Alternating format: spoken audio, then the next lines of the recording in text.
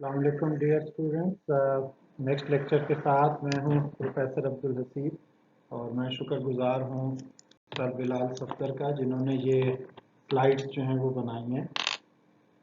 आज हम स्टार्ट करेंगे वर्क एंड एनर्जी चौथे चैप्टर के कंसेप्चुअल क्वेश्चन।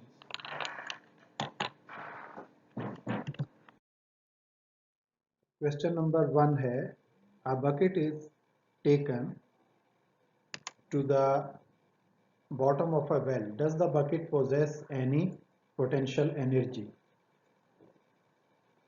तो आप देखें, सबसे पहले तो आपने आंसर देना है yes, bucket possesses potential energy. वो कैसे कि हाइट आप चाहे ज़मीन की सरफेस से ऊपर की तरफ गेन करें या आप ज़मीन की सरफेस से नीचे लूज करें, दोनों सूरत में पोटेंशियल एनर्जी में चेंज आती है। तो चेंज इन पोटेंशियल एनर्जी को हम यही कहेंगे कि बकेट पोटेंशियल एनर्जी पोजेस कर रही है। When a bucket is taken to the bottom of a well, some work is done against the upthrust of water. This work is stored in the form of potential energy in the bucket. We can also say that the bucket possesses some negative potential energy. ये answer भी दिया जा सकता है with reference to the ground level.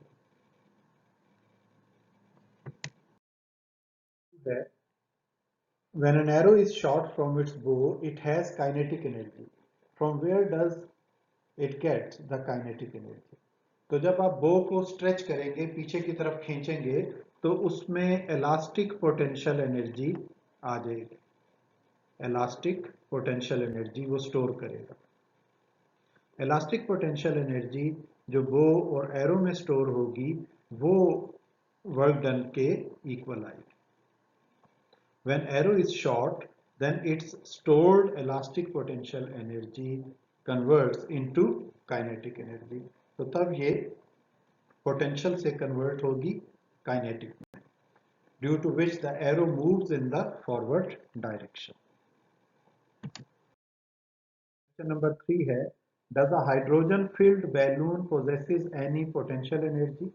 कोई भी ऐसी चीज जो वर्क डन कर सकती है उसमें पोटेंशियल एनर्जी होती है। तो इसका भी आंसर यहीं से होगा कि yes, hydrogen filled balloon possesses potential energy. The capacity of a body to do work is called energy. तो हाइड्रोजन चूंकि लाइटर गैस है और ये इसको जब हम बैलून में डाल के एयर में लेके जाएंगे तो एयर के अगेंस्ट इसका अपथ्रस्ट आएगा, तो उस अपथ्रस्ट की वजह से ये ऊपर की तरफ मूव करेगी। तो इसकी जो नेट फोर्स है एफ नेट इक्वल होगी upthrust minus weight. This net force acting on hydrogen filled balloon moves it upward. When hydrogen filled balloon moves up against the gravity, its position change with respect to ground. तो जब भी position change होगी तो potential energy उसमें आ जाएगी। Question number 4 है, is kinetic energy a vector quantity? No, kinetic energy है, energy scalar quantity होती है, लेकिन इसके अंदर एक डॉट प्रोडक्ट आ रहा है, उसको हम बता देते हैं। वो देखें, kinetic energy half m v square को हम लिख सकते हैं वी डॉट वी। तो वेलोसिटी वेक्टर है और वी स्क्वायर का मतलब है कि ये सेल्फ डॉट प्रोडक्ट या स्केलर प्रोडक्ट ले रही है।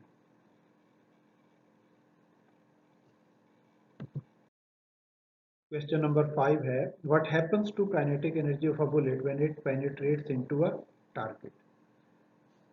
तो जब बुलेट हिट करती है किसी टारगेट को तो उसकी काइनेटिक एनर्जी कन्वर्ट होती है उसकी नई जो है वो पोजीशन में, वहां पे या वर्क डन करती है वो, तो वो वर्क डन अगेंस्ट फ्रिक्शन होता है टारगेट मटेरियल को।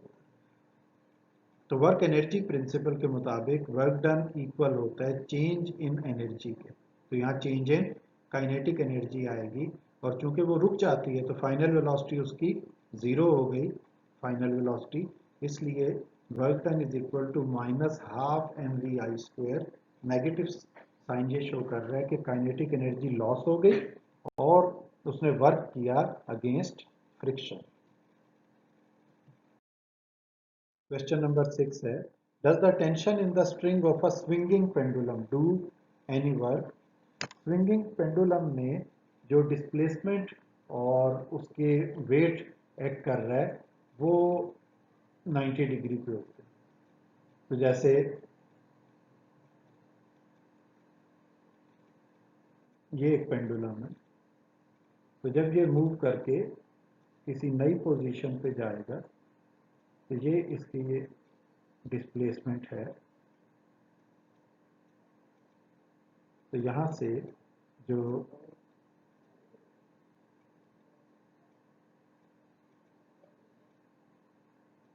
इसका वेट है वो डाउनवर्ड एक्ट कर रहा है, तो इनके दरमियान यहाँ पे एंगल 90 डिग्री है। तो इसलिए हम एफ डी कॉस 90 यहाँ पे लेते हैं और जिसकी वजह से वर्क 0 हो जाएगा। नंबर 7 है अ meteor when enters into Earth's atmosphere burns. What happens to its energy? जो भी बाहर से मेटेओर शहाब साकिब ज़मीन के एटमॉस्फेयर में दाखिल होते हैं वो एयर फ्रिक्शन की वजह से अपने एनर्जी को लूज करते हैं और वो इतनी एनर्जी उनमें बढ़ जाती है, huge amount of energy against resistive force के उनको आग लग जाती है। The loss of kinetic energy appears in the form of heat energy which burns the meteor to ashes. Question number 8 है what type of energy stored in the spring of a watch. तो spring of a watch में elastic potential energy store होती है जिसको हम half के x square फार्मूले से लिखते हैं। एक्स उसकी स्ट्रेच है या एक्सटेंशन है स्प्रिंग में, के स्प्रिंग कांस्टेंट है।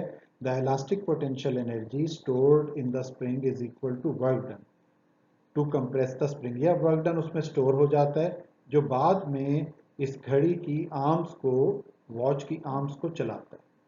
तो इस तरह ये वर्क डन होता है और घड़ी जो है वो, वॉच जो है वो काम करती है। क्वेश्चन नंबर 9 है a man drops a cup from a certain height which breaks into pieces, what energy changes are involve. तो जब एक कप ऊपर से नीचे गिरेगा तो सबसे पहले उसकी जो काइनेटिक एनर्जी है वो कन्वर्ट होगी पोटेंशियल एनर्जी से, पहले काइनेटिक एनर्जी बनेगी और काइनेटिक एनर्जी जैसे नीचे टकराएगा तो साउंड एनर्जी पीसीज में हो जाएगा, तो इसको तोड़ने के लिए जो एनर्जी रिक्वायर है वो आ जाएगी, प्लस हीट भी डेवलप होगी उसमें। तो ये सारी चीज़ें आप उसमें लिख सकते हैं कि heat energy, sound energy, pieces को तोड़ने के लिए नीचे लिखी हुई हैं, ये एनर्जीज ट्रांसफर कन्वर्जन्स उसमें होंगे। नंबर 10 है a man rowing boat upstream is at rest with respect to shore, is he doing work? No, work done के लिए डिस्प्लेसमेंट का होना जरूरी है। तो क्योंकि वर्क डिस्प्लेसमेंट जीरो है तो जब आप डी की जगह जीरो पुट करेंगे तो वर्क का फार्मूला आपको जीरो आंसर देगा। Question number 11 why energy savers used are instead of normal bulb. तो टेक्नोलॉजी जैसे जैसे तरक्की करती है तो ये आपके पास नई नई चीज़ें आ जाती हैं। अब एनर्जी सेवर्स से आगे एलईडी लाइट्स और फिर एसएमडी लाइट्स आ चुकी हैं जो बहुत कम एनर्जी खर्च करती हैं। तो as compare to normal bulb जिनको इनकैंडिसेंट बल्ब भी कहते थे, तो उन नॉर्मल बल्ब के मुकाबले में ये तकरीबन 80% एनर्जी सेव करते थे। तो अभी भी घरों में यूज़ होते हैं ये energy savers. Energy savers produce light of high power and intensity. दूसरी रीज़न ये है कि इनसे रोशनी हमें ज़्यादा मिलती है, क्योंकि इनकैंडिसेंट बल्ब जो है वो बेसिकली हीट प्रोड्यूसर्स होते हैं, तो उनसे हीट ज़्यादा मिलती थी और लाइट जो है वो कम मिलती थी। तो अब उसके मुकाबले में एनर्जी सेवर जो है वो लाइट ज़्यादा देते हैं और हीट की प्रोडक्शन इनसे कम होती है। Thank you. होपफुली आपको ये तमाम शॉर्ट क्वेश्चंस, कंसेप्चुअल क्वेश्चंस समझ आते हैं।